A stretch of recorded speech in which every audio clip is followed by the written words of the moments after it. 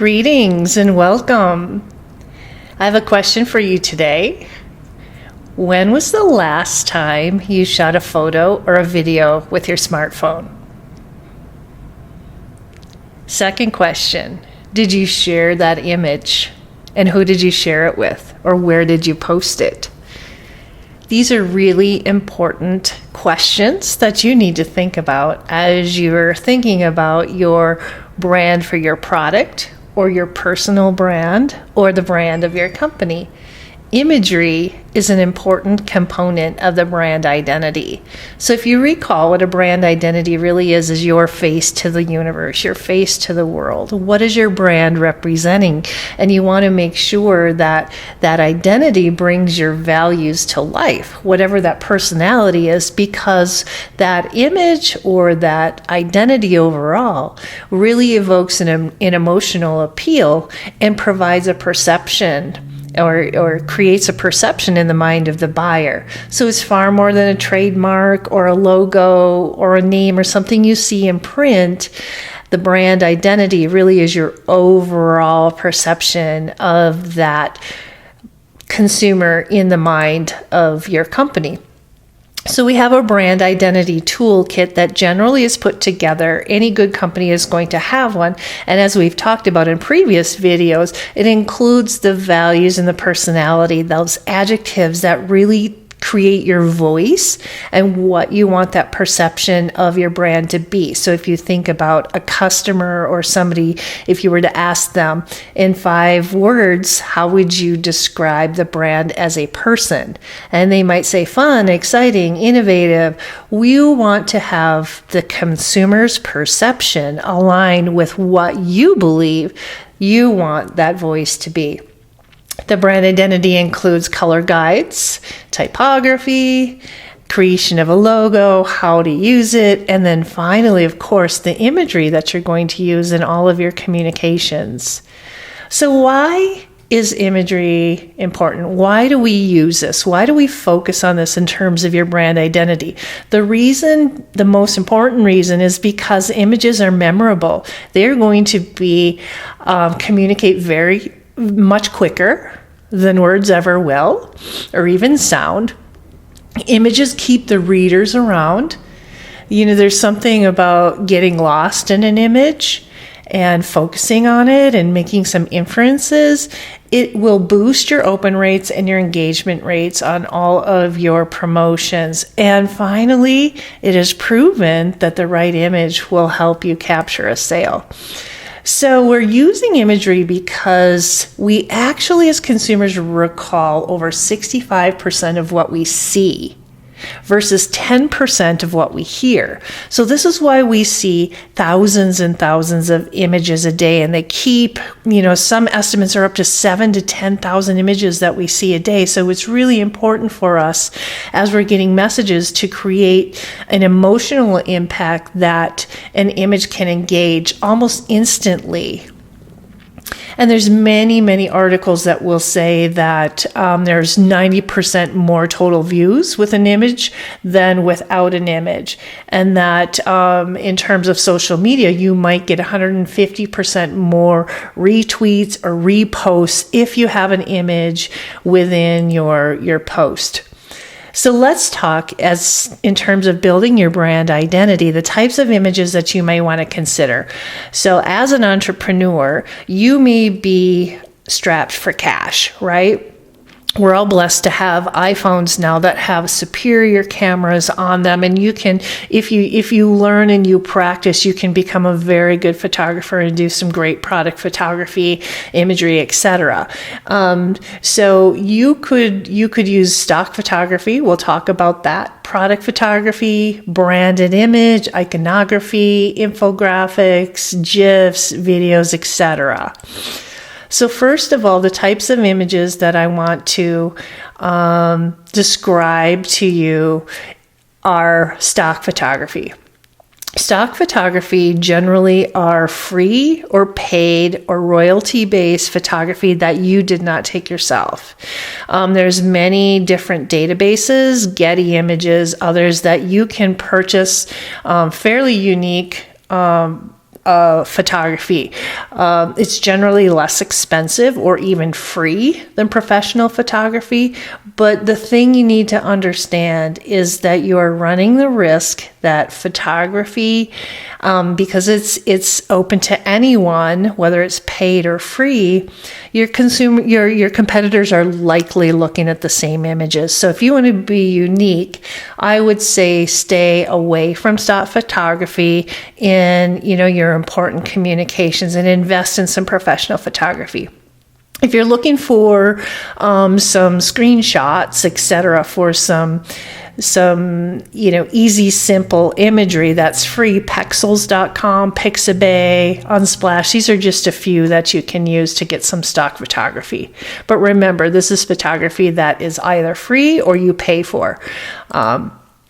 Product photography, on the other hand, is professional photography that is shot to enhance the actual product itself. And the reason this is really important to get product photography right is because so many times you're either trying to get somebody in your brick and mortar store to look and touch and feel a product, or you want them, better yet, to buy right now on your website. And the only way we can get them to buy that is for the consumer to be able to see themselves in that particular situation with that product. So you will see product photography taken with, lots of different colors, shapes, angles, so that you can really have a good idea visually of what you're getting without having to touch and feel it. You'll also see like restaurants, Starbucks, other places, this donut shop that I have here, that will take product photography and show you how delicious that particular item is. And there's a lot of staging that goes on with product photography to make sure it looks beautiful, particularly when it comes to food. So if you were a Starbucks franchise or a donut franchisee, and you wanted to do your own photography for your own social media, or even, brochures or whatever it might be, the brand guide that particular brand will show you distinctly, here is how you portray our food product or our electronic device in particular mediums. You also have branded images. Now, these are kind of fun. Now, your branded images is sort of a cross of, I would say, like a mascot or a logo, or even a celebrity that becomes part of your imagery.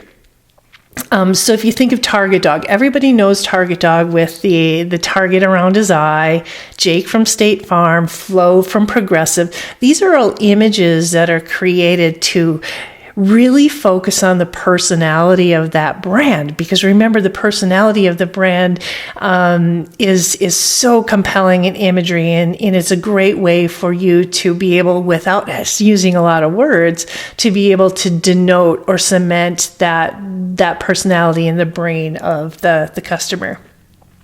Illustration.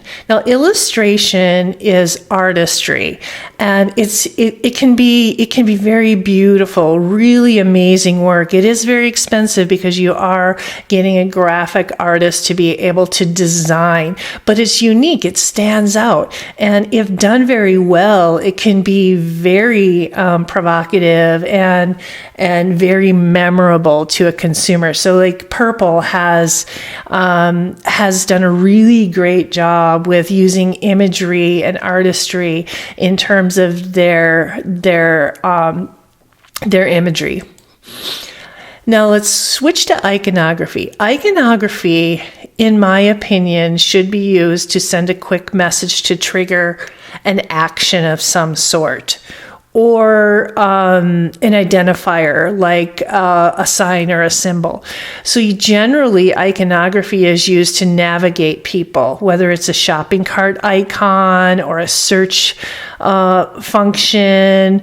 Sometimes you will see like star ratings and things like that to let the customer very easily understand how to navigate them from one place to the other, or to simply show them something unique about the product as 5-star experience, or here is an icon of a proof or good housekeeping seal of approval, approved by, those types of things. So iconography is generally used mostly on the website, and there are best practices around the navigation, which you will learn in other videos and other classes from me as well.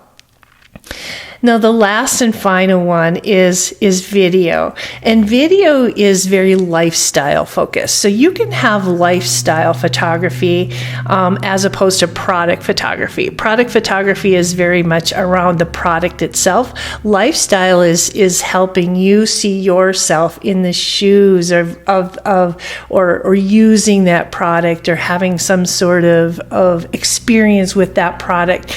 So videos are really great for showing the lifestyle, or to capture your attention in a more compelling way. Video is known to be stored in your memory far longer than other images. So food products are often done this hiking, seeing clothing by a beach, or telling a story. What video allows you to do is, in a very short time, show somebody or show something that tells a story, your personality.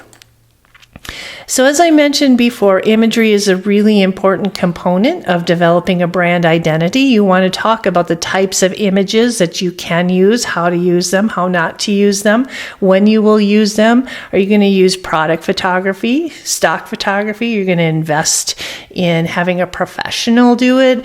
What do you think about what types of videos you might use in your social media platforms, etc.? So you are going to describe the imagery and how it represents your brand.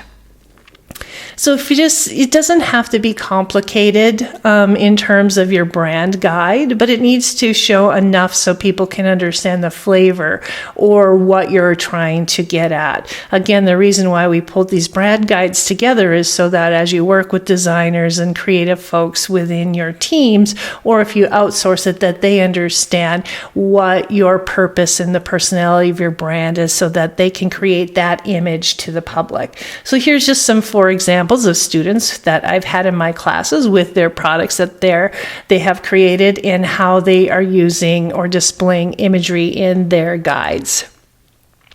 So again, why is imagery so important? Because it triggers our senses and cements the memory into short and long-term memory. It evokes an emotion, and we can create a visual story about our personality.